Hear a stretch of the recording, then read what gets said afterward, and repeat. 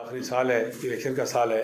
ہماری کوشش ہے کہ پھر ہم اسی کے تسلسل کو آگے بڑھاتے ہوئے مسلم کانفرنس کے زیر اہتمام اجتماعات کریں اور ہر حلقے میں کریں اور الیکشن کی ساتھ ساتھ تیاری کریں. یہ وقت جس وقت ہم بات کر رہے ہیں یہ وقت تحریک آزادی کے لیے مشکل ترین وقت ہے. ہندوستان کی 10 لاکھ فوج وحشت اور بربریت کا جو ہے بازار اسے گرم کیا ہوا ہے اور کشمیر کی خصوصی حیثیت کے خاتمے کا بھی اقدامات کیے ہیں نریندر مودی نے. امید تھوڑی بہت ہو چلی ہے کہ اگر امریکی انتخابات میں ڈیموکریٹس جیت کے آ جائیں اور ریپبلکنز کو شکست ہو جائے جو دکھائی دیتی ہے سردست، تو ڈیموکریٹ پریزیڈنٹ جو بائیڈن نے جو باتیں کی ہیں الیکشن کیمپین کے دوران، الیکشن کے دوران بھی ان کی ویب سائٹ پہ جو باتیں تھیں ان کے وہ کشمیر میں انسانی حقوق کے حوالے سے اور ہندوستانی مظالم کے حوالے سے انہوں نے بات کی ہے. تو یہ بڑی حوصلہ افزا ہے کسی حد تک. اب دیکھیے آگے کیا ہوتا ہے. ایک طرف یہ صورتحال ہے، دوسری طرف حکومت پاکستان اور پاکستان کی سیاسی جماعتوں میں دوڑ لگی ہوئی ہے کہ گلگت بلتستان کو صوبہ پہلے کون بناتا ہے. ایک کہتا ہے میں نے بنایا ہے، دوسرا کہتا ہے میں نے بنایا، تیسرا کہتا ہے میں نے بنایا. ہماری اس معاملے میں گلگت بلتستان کے لوگوں کے ساتھ ہماری تمام تر ہمدردیاں ان کے ساتھ ہیں. ہماری خواہش یہ ہے کہ ہر وہ کام کیا جائے جس سے گلگت بلتستان کے لوگوں کو فائدہ پہنچے، لیکن ہر اس کام سے باز رہا جائے، ہر اس کام سے ہاتھ روکا جائے جس سے گلگت بلتستان کے لوگوں کا مستقبل میں استصواب رائے کے عمل میں شرکت متاثر ہوتی ہے. بطور ووٹر وہ متاثر ہوتے ہوں. اگر فرض کریں جیسے عمران خان صاحب نے کہا ہے اپنے ٹویٹ میں کہ اقوام متحدہ کی قراردادیں انٹیکٹ رہیں گی، ان پر اثر نہیں پڑے گا. چونکہ گلگت بلتستان ہو، سری نگر ہو، جموں ہو، لداخ ہو، آزاد کشمیر ہو، یہ تمام کے تمام علاقے ریاست جموں و کشمیر کا حصہ ہیں اور ریاست کے لوگ خواہ وہ ماہرین جموں و کشمیر ہیں یا کشمیری تارکین وطن ہیں، وہ تحریک آزادی کشمیر کا اور مسئلہ کشمیر کا حصہ ہے. اس لیے یہ بات سمجھنے والی ہے کہ ہم کسی ایک ووٹر کو بھی ووٹ کے حق سے محروم نہیں کر سکتے. اس طرح کی اہمیت ہے دنیا میں ووٹ کی، اور خاص طور پر کشمیر کے معاملے میں. کیونکہ پاکستان کے 20 کروڑ لوگ ووٹ نہیں دے سکیں گے، لیکن کشمیر کے جو 2.2 کروڑ لوگ ہیں ان میں سے ہر شخص کو ووٹ کا حق ملے گا. اس لیے ابھی اس کے بعد یہ آزاد کشمیر کے اوپر بھی اس طرح کا حملہ ہو سکتا ہے. اور یہ بات بھی سمجھنے والی ہے کہ سارے کام کی بنیاد ذوالفقار علی بھٹو صاحب نے رکھی تھی جب وہ پاکستان کے صدر تھے اور صدر پاکستان کی حیثیت سے انہوں نے دورہ کیا تھا. یہاں پر مجاہد اول صاحب ایوب خان صاحب صدر بھی تھے اور چیف ایگزیکٹو بھی تھے. اس وقت صدارتی نظام میں حکومت ہوتا تھا. تو اس میں انہوں نے مزاحمت کی اور چوتھے روز 5ویں روز میرپور میں جب چوری ڈور صاحب شامل ہوئے بھٹو صاحب کے ساتھ، تو اس روز بھٹو صاحب نے پھر اعلان کیا کہ میرے خیالات تھے کچھ، لیکن کشمیری قیادت اگر تیار نہیں ہے تو میں اس پر نظر ثانی کرتا ہوں. پھر بھٹو صاحب نے صدر ہوتے ہوئے پھر وہ نظام تبدیل ہو گیا، وزیر اعظم ہو گئے، پھر انہوں نے صوبوں کا ذکر نہیں کیا. حالانکہ اس وقت کی پیپلز پارٹی کے منشور میں لکھا ہوا تھا کہ وہ گلگت بلتستان اور آزاد کشمیر کو صوبے بنائیں گے. تو یہ بھی اس لیے کہتا ہوں کہ خود پارٹیوں کو بھی یاد نہیں ہے، پارٹیوں کے لیڈرز کو بھی باتیں یاد نہیں ہیں. اگلے دن بلاول بھٹو صاحب کہہ رہے تھے کہ ہم نے 2009 میں کیا کیا ہے، نواز لیگ کہہ رہی تھی ہم نے کب سرتاج عزیز کی رپورٹ تیار کی ہے. تو سب کو اپنا بھی پتہ نہیں ہے، اللہ خوش رکھے ان کو، انہیں اپنی تاریخ کا بھی پوری طرح پتہ نہیں ہے. تو یہ بھٹو صاحب نے مظفر آباد میں پہلی تقریر میں گفتگو کی اور منشور میں لکھ کر چھاپ کے لے آئے تھے. پرانا ہمارے سمیت کئی لوگوں کے پاس وہ منشور کی کاپی پڑھی ہے، اس میں لکھا ہوا تھا کہ وہ آزاد کشمیر اور گلگت بلتستان کو صوبہ بنانا چاہتے ہیں. تو ہماری فکر بندی یہ ہے کہ ہم یہاں سے سارا پاکستان نعرے لگاتا رہا کہ کشمیریوں بڑے چلو ہم تمہارے ساتھ ہیں. سارا پاکستان کشمیری کو جہاد پر آمادہ کرتا رہا، مزاحمت پر آمادہ کرتا رہا، تحریک آزادی پر آمادہ کرتا رہا. یہ کل کا دن جو گزرا ہے اس ایک ہفتے میں 6 نومبر کو شروع کر گئے تو 2.5 لاکھ لوگ جو ہیں وہ سانبا کے جنگلوں میں شہدائے جموں ہیں، پھر اسی طرح شہدائے کشمیر ہیں، پھر اسی طرح شہدائے آزاد کشمیر ہیں، شہدائے گلگت بلتستان ہیں، شہدائے لداخ اور کارگل ہیں. پھر کشمیر کے لوگوں نے 3-4 دفعہ اپنے گھر میں مہاجر ہو گئے. تو وہ کبھی ایک علاقے سے دوسرے علاقے میں، دوسرے علاقے سے تیسرے علاقے میں گھر بار زمین مکان بچے چھوڑے. تو یہ ساری قربانیاں دے کے اگر ہم نے کشمیر کو تقسیم کرنا تھا تو پھر اس کے لیے تو اس کی ضرورت نہیں تھی. یہ اگر کیس کو خراب ہی کرنا تھا، اب خدا کرے کہ خراب نہ کر رہے ہوں، حکومت پاکستان اس بات کو یقینی بنائے اور اس بات کی وضاحت کرے، کھل کے وضاحت کریں. چونکہ عمران خان صاحب نے ہندوستان کو جس طرح بے نقاب کیا ہے، جس طرح عالمی سطح پر کشمیر کے مسئلے کو اجاگر کیا ہے، یہ ان کا امتیازی حیثیت ہے ان کی کہ انہوں نے نریندر مودی کو گریبان سے پکڑ کے گھسیٹا ہے عالمی اداروں میں، لیکن گھر کے اندر جو پالیسیز ہیں اس میں عمران خان صاحب کی تقاریر کا کوئی اثر دکھائی نہیں دیتا، بلکہ الٹ بات ہوتی دکھائی دے رہی ہے کہ جی صوبہ بن رہا ہے لیکن ابھی تک وضاحت نہیں ہو رہی۔ ٹویٹ انہوں نے کیا ہے، ان کو مزید اس میں وضاحت کرنی چاہیے۔ اسی طرح آزاد فیلڈ کے بارے میں باتیں کی جا رہی ہیں، تو یہ جو آزاد فیلڈ کا ماڈل ہے یہ ایکچوئل ماڈل ہے مہاراجہ ہری سنگھ کا۔ ہائی کورٹ ہے، سپریم کورٹ ہے، اسمبلی ہے، صدر ہے، وزیر اعظم ہے، تو اس ماڈل کو ہم نے اس لیے قائم رکھا ہوا ہماری قیادت نے ترقی دے دے گئے کہ یہ کسی وقت ساری ریاست میں دوبارہ یہی ماڈل واپس آ جائے۔ تو اس لیے اس سارے نظام کو یکسر تبدیل کرنے کی باتیں جو ہیں اس میں بڑے خطرات ہیں، بڑے خدشات ہیں۔ لوگ بہت اس باتوں سے خوفزدہ ہوتے ہیں کہ ہم نے تحریک آزادی کشمیر میں 6 لاکھ جانیں قربان کروائی ہے، تو ان کا کیا بنے گا کہ اگر یہ بات ہم نے کرنی تھی۔ اگر اس طرح، اس لیے چونکہ مسئلہ کشمیر کو اقوام متحدہ کی قراردادوں کے مطابق حل ہونا ہے، مسئلہ کشمیر کو مذاکرات کی بیس پر حل ہونا ہے، مسئلہ کشمیر کو بر صغیر پاک و ہند کی تقسیم کی آزادی کے اصولوں کے مطابق حل ہونا ہے۔ یہ تحریک آزادی کشمیر تکمیل یہ بر صغیر پاک و ہند کی تقسیم کا نامکمل ایجنڈا ہے، اس لیے اس ساری بات کو اس تناظر میں دیکھنے کی ضرورت ہے۔ تو باقی باتیں آپ نے سوالات بھی کرنے ہوں گے۔ میں یہی بات کہہ سکتا ہوں کہ کشمیر کی آزادی جو ہے وہ نوشتہ دیوار ہے، ہندوستان کو نوشتہ دیوار پڑھنا چاہیے۔ قدرت اتنی قربانیاں رائے گاں قدرت کے ہاں، یہ نظام قدرت کے خلاف ہے، نظام فطرت کے خلاف ہے کہ 6 لاکھ انسانی قربانیاں رائے گاہ چلی جائیں اور کشمیریوں کی قربانی جو ہیں وہ رنگ نہ لیں۔ کشمیریوں کی قربانی رنگ لے کے آئیں گی، جموں اور کشمیر ہندوستان کے قبضے سے آزاد ہوگا۔ یہ جو ڈومیسائل وہاں پر جاری کر رہے ہیں یہ سارے ان کو واپس کرنے پڑیں گے۔ میرا یقین ہے چین اس کے راستے پہ کھڑا ہے، ترکی کھڑا ہے، ملائیشیا کھڑا ہے، پاکستان کھڑا ہے، لیکن یہ ہماری پوزیشن اس وقت مضبوط ہوگی جب ہم ایسا کوئی اقدام نہ کریں جو ہندوستان نے کیا اور ہندوستان کی ہم نے مذمت کی ہو، اور ایسا کوئی اقدام نہ کریں جس سے پاکستان کے 70 سالہ موقع پر زد پڑتی ہو۔ تو میں آپ سب کا دل کی گہرائی سے شکریہ ادا کرتا ہوں۔ تحریک آزادی کے مستقبل سے میں پوری طرح پر امید ہوں کہ جلد یا بدیر کشمیر آزاد ہوگا اور ساری ریاست پاکستان کے ساتھ شامل ہوگی اللہ نے چاہا، اور پاکستان اپنی سرحدات میں مکمل ہوگا۔ اور پاکستان کے اندر بھی جو موجودہ بیانیہ ہے بعض سیاستدانوں کا، وہ بڑا افسوسناک ہے، بڑا قابل مذمت ہے، بڑا تشویشناک ہے، اس لیے کہ آپ کسی ایک آدمی کو سنگل آؤٹ کر کے بات کریں تو کوئی حرج نہیں ہے، وہ بھی شائستہ قوموں میں کی نہیں جاتی، لیکن اگر آپ کریں تو کوئی حرج کی بات نہیں ہے۔ لیکن امریکہ جیسے ملک میں جنرل کولن پاول کو عراق سے بلا کے، الائڈ فورسز کا چیئرمین تھا، اس کو بلا کے ریٹائر کر کے سینٹ کا ممبر بنا کے تو امریکہ کا وزیر خارجہ بنایا گیا۔ یہ مطلب ہے امریکہ جیسے ملک میں اس بات کی ضرورت پڑی کہ حضرت سروس جنرل کو امریکہ کا وزیر خارجہ بنایا جائے۔ کولن پاول جو تھا وہ جنرل تھا، باوردی جنرل تھا۔ تو سوال یہ پیدا ہوتا ہے کہ جن ملکوں کو چاروں طرف سے خطرات ہیں وہاں سب سے زیادہ اہمیت دفاع کو جاتی ہے، سب سے زیادہ پرائرٹی جو ہے وہ دفاع کو جاتی ہے، ڈیفنس فورسز کو جاتی ہے۔ تو اور مذہب بھی ہمیں یہی سکھاتا ہے کہ ہمارا ڈیفنس مضبوط ہونا چاہیے۔ قرآن بھی یہی کہتا ہے کہ اعدوا لہم ما استطعتم من قوۃ، کہ یہ آپ مشکل وقت کے لیے اپنے گھوڑے اور اپنی سواریاں اور اپنے ہتھیار کس کے رکھیں۔ اور سب سے بڑی بات جو تاریخی ہے جس کا گولڈن بیئر نے اپنے انٹرویو میں ذکر کیا ہے، اس نے کہا کہ میں نے، کسی نے پوچھا اسرائیل کو کیسے مضبوط کیا، اس نے کہا میں نے مسلمانوں کے نبی رسول اللہ صلی اللہ علیہ وسلم سے سیکھا ہے۔ تو انہوں نے حیران ہو گئے کہ انہوں نے کہا کہ یہ یہودی خاتون کیا کہہ رہی ہے، تو اس نے کہا کہ ہاں میں نے سیکھا ہے کہ مسلمانوں کے نبی جب دنیا سے رخصت ہونے لگے تو اہل بیت کے پاس کفن دفن کے پیسے نہیں تھے، اور جو عزاداروں کے لیے تیل لے کے آئے تھے چراغوں میں جلانے کے لیے، وہ گھر کا سامان گرو رکھ کے پڑوسیوں کو تو تیل لے کے آئے تھے، گھر میں انتظام نہیں تھا۔ ایسے وقت میں جب کفن دفن کا انتظام نہیں تھا، ایسے وقت میں رسول اللہ صلی اللہ علیہ وسلم کو ہجرہ مبارک میں دنیا کی جدید تلواریں، نیزے، بھالے اور جنگی سامان موجود تھا۔ تو وہ اس بات کی خبر دیتا ہے کہ کھانے پینے کے لیے کچھ نہ ہو کوئی بات نہیں ہے، معیشت کمزور ہو تو آپ چل سکتے ہیں، تعمیر و ترقی کمزور ہو تو آپ چل سکتے ہیں، جمہوریت کمزور ہو تو آپ چل سکتے ہیں، دفاع کمزور ہو تو آپ نہیں چل سکتے کسی صورت۔ یہ بات سمجھنی چاہیے، اس لیے دفاع کو دنیا مضبوط سے مضبوط تر کر رہی ہے۔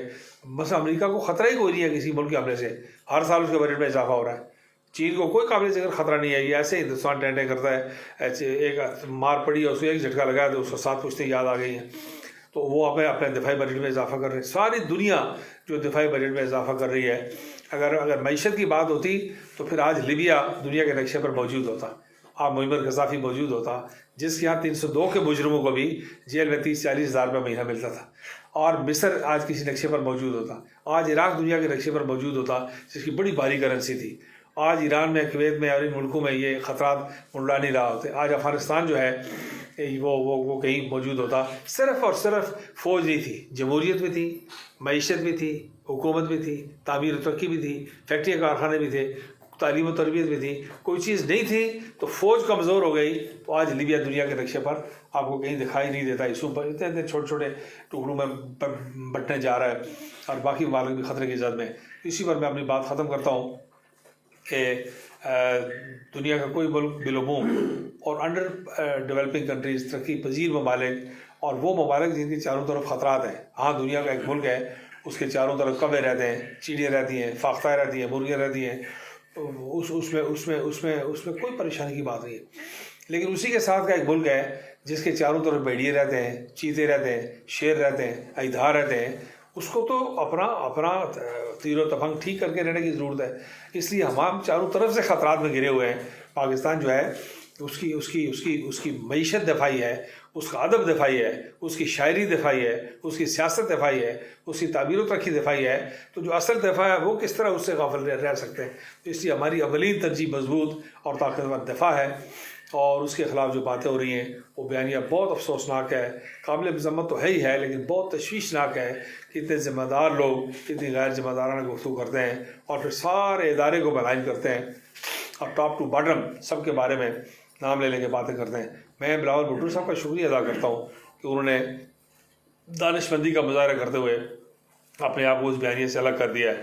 میں سمجھتا ہوں کہ بہت اچھی اور دانشمندانہ بات کی ہے، اور آنے والے دنوں میں آپ کو باقی بھی جو لوگ اس اتحاد میں پی ڈی ایم میں آپ کو دکھائی دیں گے، اور خود مسلم لیگ کے اندر بھی میں نہیں سمجھتا کہ سارے مسلم لیگ کا یہ بیانیہ ہے، تو یہ ہمارے لیے بڑی پریشانی کی بات، ہمارے لیے ہم اس لیے کہتے ہیں کہ ہمارے کوئی مسلمانوں کی بات نہیں ہے، یہ کشمیریوں کی بات ہے۔ کشمیریوں کے دروازے پر دو فوجیں کھڑی ہیں، ایک ہندوستان کی فوج حملہ آور اور ایک دفاع کرنے والی پاکستان کی فوج ہے۔ دونوں میں سے کسی ایک فوج کا انتخاب کر رہا ہے، دونوں کے ساتھ تو نہیں لڑا جا سکتا، دونوں میں سے ایک فوج ہماری محافظ فوج ہے، ایک ہماری حملہ آور قاتل فوج ہے، تو کسی ایک فوج کے ساتھ تو ہمیں رہنا ہے، فطری بات ہے، جو نظریہ اور عقیدے کی تقاضے اپنی جگہ ہے، لیکن ایک لاجیکل بات ہے کہ دو آدمی، ایک حملہ آور ہے اور ایک آپ کو بچانا چاہتا ہے، تو دونوں میں سے کس کے ساتھ آپ نے کھڑے ہو رہے ہیں؟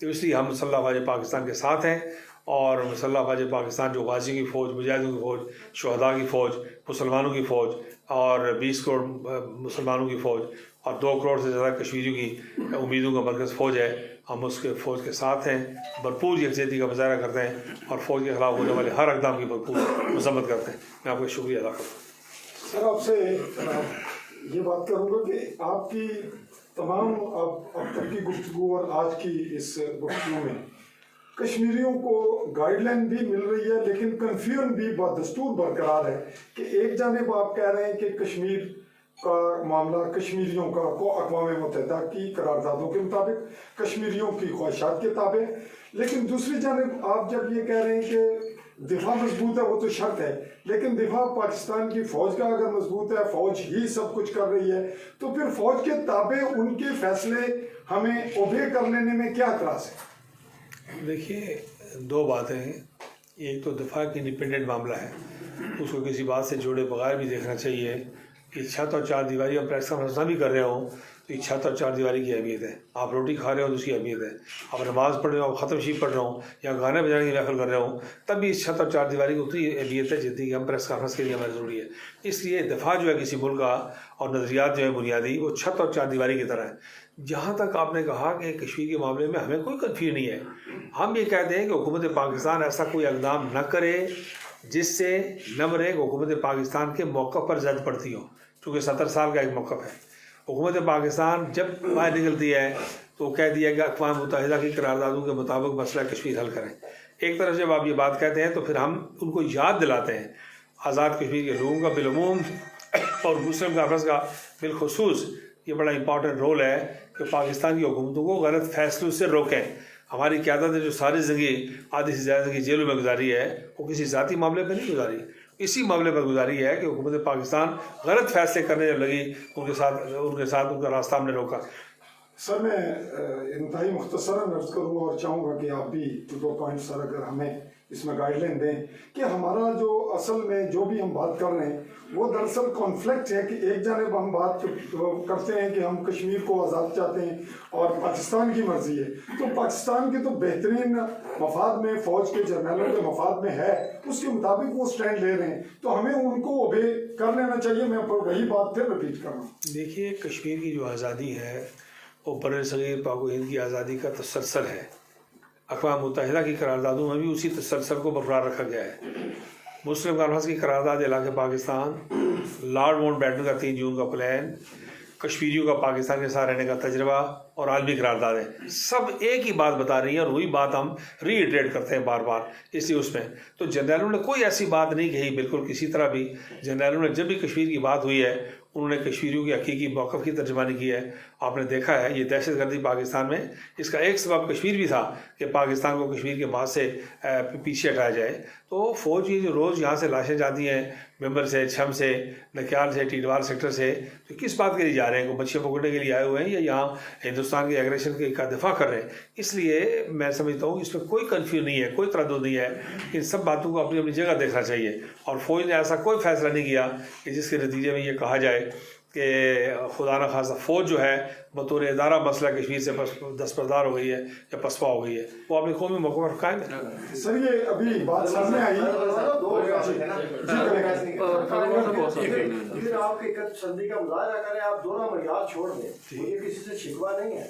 5 اگست 2019 سے لے کے آج تک میرے ذات کشمیر کی لیڈرشپ کا کردار، اگر آپ کہتے ہیں کہ آپ کا کوئی کردار ہمیں بتائیں کشمیر کا، اس کے حوالے سے جب آپ کے الیکشن ہوتے ہیں، آپ الیکشن کمپین کے لیے نکلتے ہیں، آپ کروڑوں روپے لگاتے ہیں، مجھے یہ بتائیں آج تک آپ نے کوئی ریلیاں احتجاج، اگر آپ کہتے ہیں فوج ہمیں پاکستان سے انکار نہیں ہے، ہمیں واقعی عوام سے انکار نہیں ہے، تو پھر آپ یہ آمین کریں نا، یہ دورہ میں یاد نہ رکھیں اس نے صوبہ بنایا، کھل کے کہیں کہ اس نے صوبہ بنایا، آمین کرتے ہیں آپ کو اور ہمیں، لیکن کوئی سی بات پہ آپ سٹینڈ کریں نا، جو آپ میری بیس کیمپ کی لیڈرشپ کا کوئی سٹینڈ نہیں ہے بطور کشمیری، آپ کا نہیں پتہ ہے، یہاں بے شمار لوگ ہیں جو مہاجر ہوئے وہاں سے۔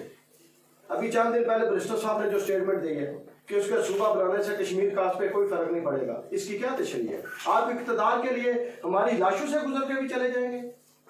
بیس کیمپ کا ہمیں یہی کردار نظر آیا ہے، اس والے سے آپ کیا کہتے ہیں؟ دیکھیے ایک تو پہلی بنیادی بات یہ ہے کہ آپ ایک بلائنڈ اسٹیٹمنٹ نہیں دے سکتے۔ آپ کو جماعتوں کا کردار اگر معلوم نہیں ہے تو تاریخ تو ایک پریس کانفرنس میں پڑھائی نہیں جا سکتی۔ میں یہ کہنا چاہتا ہوں کہ جس دن زرداری صاحب نے کیبنٹ میں یہ معاملہ پیش کیا تو مسلم کانفرنس کا موقف آپ کے اخبار میں چھپا ہو نہیں ہے تو لائبریری سے نکال کے پڑھیں۔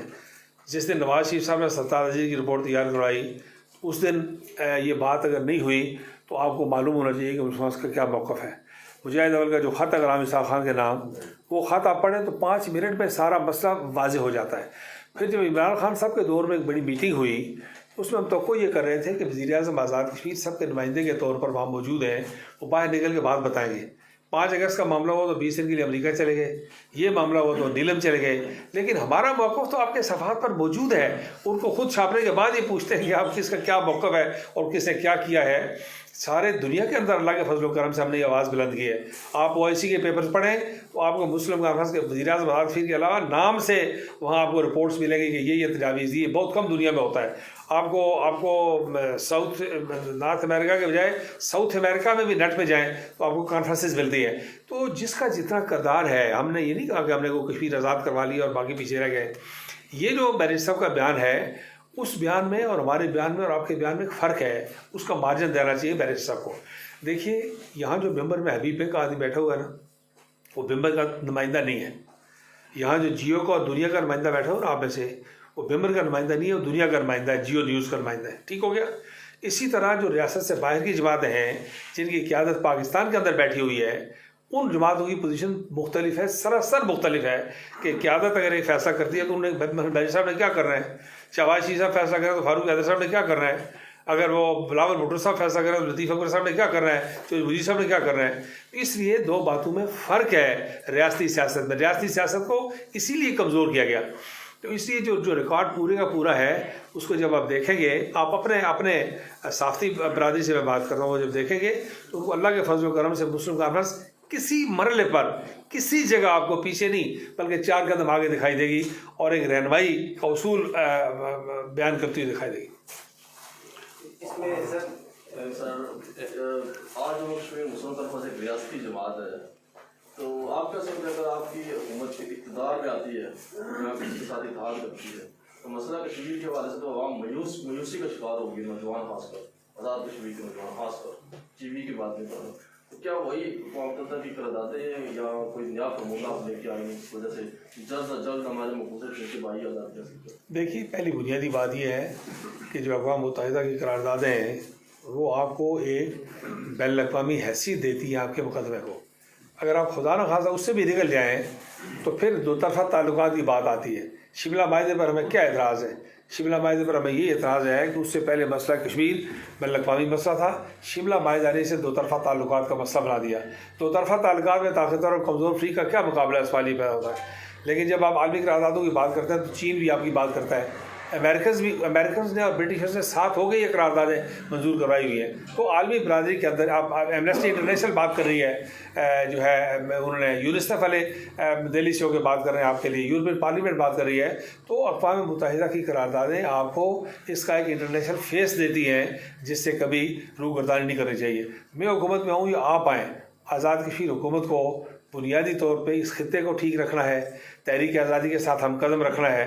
हमको इससे जो काम हम कर सकते हैं वो हमें करना चाहिए, जो काम हम नहीं कर सकते उनके बारे में बात करके लोगों को गलत उम्मीदें नहीं दिलवानी चाहिए कि हमने को अमेरिका पर चढ़ाई करनी है जाके और हिंदुस्तान के टुकड़े कर रहे हैं। हमारी जिम्मेदारी ये है कि आज़ाद कश्मीर का इलाका जिस करारदाद इलाके पाकिस्तान के नतीजे में आज़ाद हुआ है, इसको उन नज़रियात से, उस सोच से, उस मनसूबाबंदी से हम आहंग रखा जाए और उसे उस आहिस्ता आहिस्ता सफ़र जारी रखा जाए। उसी के नतीजे में आज 10 लाख फौज जो है वहाँ पे एंगेज है। जी सर, इसमें आपने जमात की पॉलिसी बाज़ीगरी या माजी के बारे से बात की, लेकिन एक आम कश्मीरी होने के नाते हमें से गर्ज नहीं है कि मुस्लिम कॉन्फ्रेंस क्या चीज़ है, मुस्लिम लीग क्या चीज़ है, पीपल्स पार्टी क्या चीज़ है, जमात इस्लामी क्या चीज़ है, तहरीक इंसाफ क्या चीज़ है। मैं आज़ाद कश्मीर की बात कर रहा हूँ, चाहे वो पाकिस्तान देश है या इधर से है।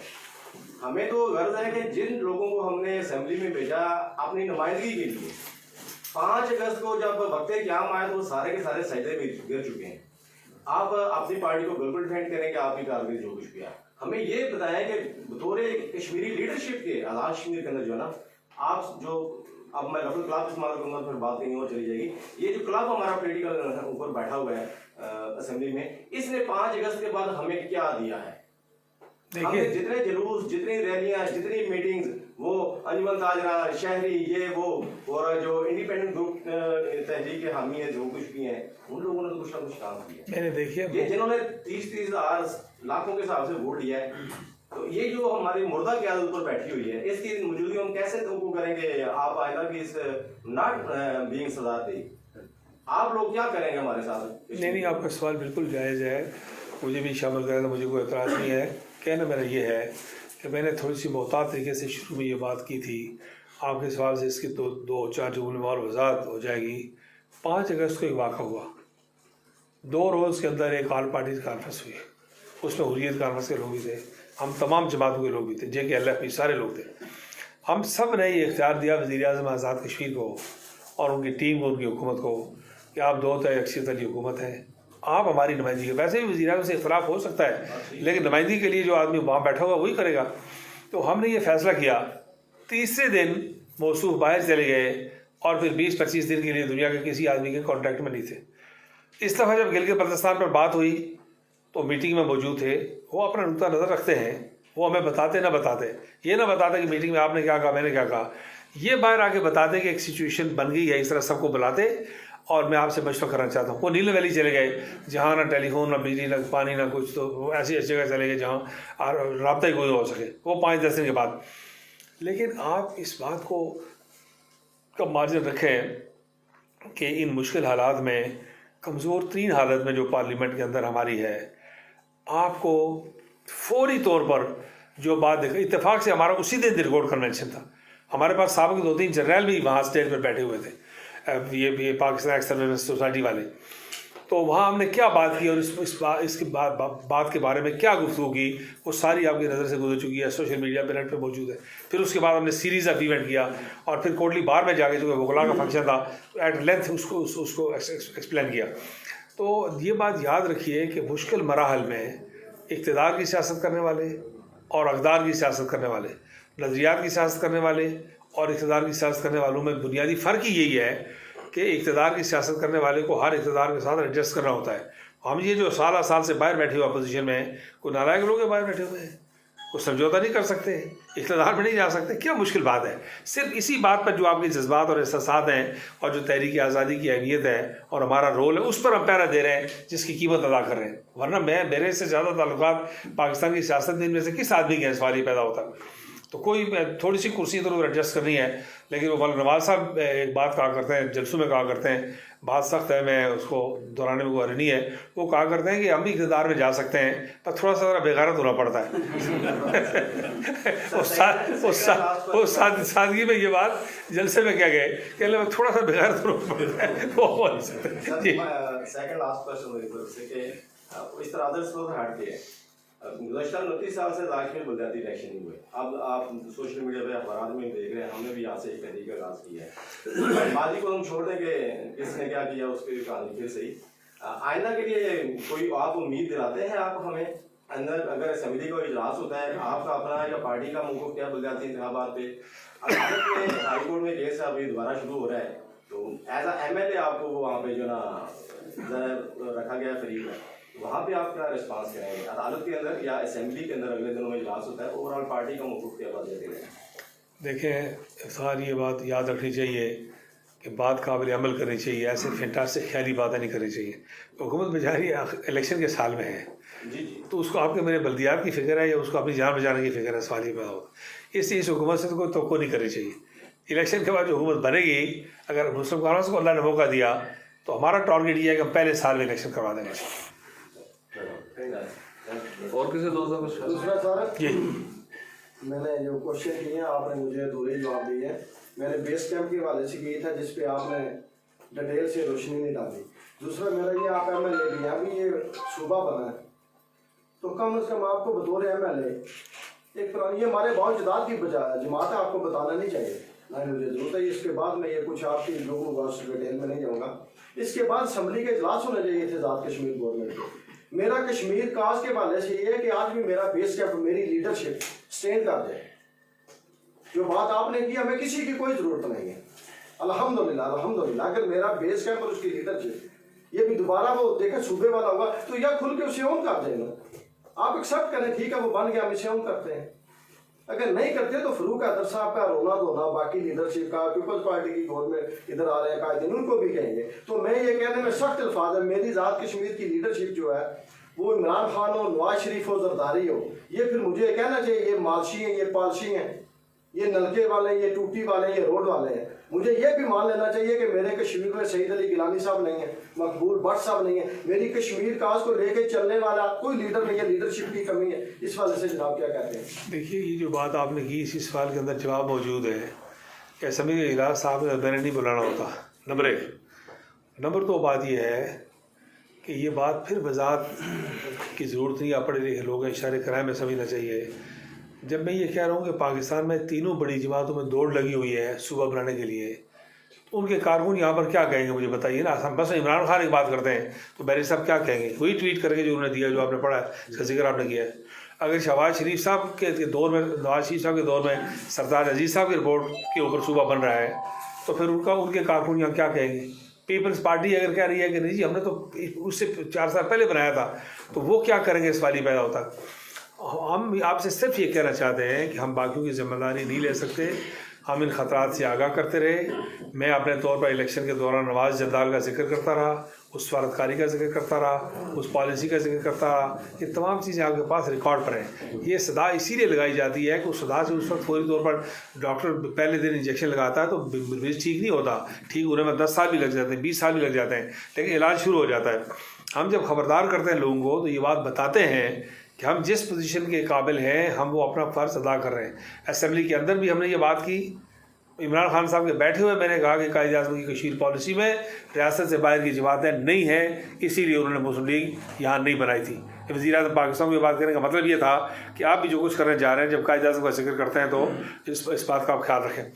तो ये सारा जो रियासत से बाहर लोगों का जिक्र हम इससे नहीं करते कि उनका कोई हस्ब नस्ब वैसे कम है या उनकी इज़्ज़त एहतराम मर्तबा कम है। वो सब काबिल कदर लोग हैं, काबिल तहसीन लोग हैं, लेकिन मैं उनकी सियासी हैसियत की बात कर रहा हूँ कि सियासत में वो जिस क़यादत के साथ मुंसलिक है वो अलल ऐलान ये फैसले कर रही है कि इसको भी ये करो, इसको भी सुबह बनाओ, उसको सुबह, तो उनसे क्या तवक्को करते हैं। बाकी ले दे कि हम जो लोग बच जाते हैं, एक दो रियासती जमातें हैं, तो उनसे जो बात आप तवक्को करते हैं वो हम पूरी करने के लिए तैयार हैं। जो बात हम कर रहे हैं अवला तो उसमें भी कमी नहीं है, खुदा के फजल करम। इस केस को बयान ही मैंने, इस केस को एक्सप्लेन ही मैंने किया है। रियासती तशख़्ख़ुस की बात आप लोगों के ज़ुबान पर मैंने डाली है ज़ाती तौर पे। 5-10 साल की मेहनत कर करके आप अखबार पढ़ें, अपने बयान दिखाएं, आर्टिकल दिखाएं, एक मरतबा रियासती तशख़्ख़ुस का लफ्ज़ इस्तेमाल हुआ। जब मैंने ख़तरा देखा तो मैंने 4-5 साल दिन रात तस्वीर पढ़ी, इसका बाकायदा वजीफ़ा पढ़ता रहा, रियासती तशख़्ख़ुस, फिर आप सब लोगों की ज़ुबान पर आई। तो जो बात हम कर सकते हैं वो कर रहे हैं, लेकिन जिस असम्बली का इजलास आपने कहा है, असम्बली का इजलास तो हुकूमत ने बुलाना होता है, और वो मैं 2 दफ़ा कह चुका हूँ, इससे ज़्यादा कुछ कहना ठीक नहीं है। वो फिर ज़ातियात में बात आ जाती है कि हमारे प्राइम मिनिस्टर साहब मोहतरम एक दफ़ा अमेरिका चले गए, दूसरा नीलम चले गए, उनको इजलास बुलाना चाहिए था, उनको लोगों को एतमाद मिलना चाहिए था। इजलास के अलावा बाहर आल पार्टीज बुलानी चाहिए थी, और उस पर लोगों को बताना, मतलब मजबूरी भी हो सकती है, लेकिन वो ये कहें कि मेरी मजबूरी है। वो आगे पीछे बहुत उन्होंने दोनों करते रहते हैं, लेकिन इन इम्पॉर्टेंट, और फिर उन्हें उनकी पोजीशन अपनी भी मुतासर है। एक तो उनकी पार्टी की रिपोर्ट है सरताज अजीज़ की, जिस पर सूबा बन रहा है, नंबर 1, और नंबर 2 मेरे एक बयान के जवाब में ये बात कह चुके हैं जी, गिलगित बल्तिस्तान के लोग चाहते हैं। मैंने उन्हें कहा कि किसी के चाहने की बात नहीं है। अगर गिलगित बल्तिस्तान के लोग चाहते हैं तो कराची में MQ वाले भी को बात चाहते थे, वो ठीक नहीं थी तो स्टेट ने नहीं मानी। वाना में भी लोग बड़ा पॉपुलर सेंटीमेंट था, वो लोग चाहते थे, आपने नहीं बात मानी। GM सैयद बात करते थे, वो जो कि स्टेट के साथ मुताबिकत नहीं रखती थी, पॉपुलर थे। बलूचिस्तान में एक पॉपुलर सेंटीमेंट था, आयरलैंड के अंदर एक पॉपुलर सेंटीमेंट है, बरतानिया वो बात मानने के लिए तैयार नहीं है। बेल्जियम का एक इलाका अलग हो रहा है, कैटलोनिया इस स्पेन से अलग होने के लिए जा रहा है, वो बात मानने के लिए तैयार नहीं है। तो ये बात समझनी चाहिए कि ये कहना कि जी बड़े पॉपुलर सेंटीमेंट्स हैं और बड़े जज्बात हैं और लोगों को बड़ा जुलूस था, इससे कोई फ़र्क नहीं पड़ता। हमें केस को तारीख़ के बुनियादी हक़ाइक़ के तनाज़ुर में देखना है। मैं ये बात फिर कहता हूँ कि रियासत जम्मू कश्मीर की जो 5 इकाइयाँ हैं वो रियासत का हिस्सा है। अच्छा, इन्हें अगर किसी और फर्ज करो तकसीम भी कर रहा हूँ, मैं ज़रा थोड़ी और अगली बात, मुश्किल बात कहने जा रहा हूँ कि अगर किसी ने तकसीम भी करना हो तो ये इख्तियार सिर्फ़ और सिर्फ जम्मू और कश्मीर के लोगों के पास है। जिस तरह हिंदुस्तान को तकसीम करने का इख्तियार पाकिस्तान हिंदुस्तान की क़यादत के पास था, अंग्रेज़ ने मदद की थी, इसी तरह अगर नागज़ीर हो जाए, देखो दुनिया में कोई चीज़ आज सोवियत यूनियन नहीं है, ईस्टर्न यूरोप नहीं है, बरतानिया की हुकूमत ही वो यहाँ नहीं है, मुत्तहिदा हिंदुस्तान वो नहीं है, कल कोई भी बात हो सकती है। लेकिन अगर कोई बात होनी है तो वो इंसानी तारीख़ का अमल बताता है कि यह हक़ सिर्फ़ और सिर्फ जम्मू और कश्मीर की आवाम का है। उनकी क़यादत के आगे मिल बैठे, तमाम मुसलमान गैर मुस्लिम सब मिल बैठे। इसीलिए परवेज़ मुशर्रफ की बात की हिमायत करते हैं कि उसने इंटर कश्मीर डायलॉग का रास्ता खोला था कि आर पार का रास्ता खुले, लोग आएँ, मिले जुले और किसी नतीजे पर पहुँचे। लोग मिलेंगे जुलेंगे नहीं, बात नहीं करेंगे तो क्या करेंगे। इजाज़त है जी, बहुत शुक्रिया।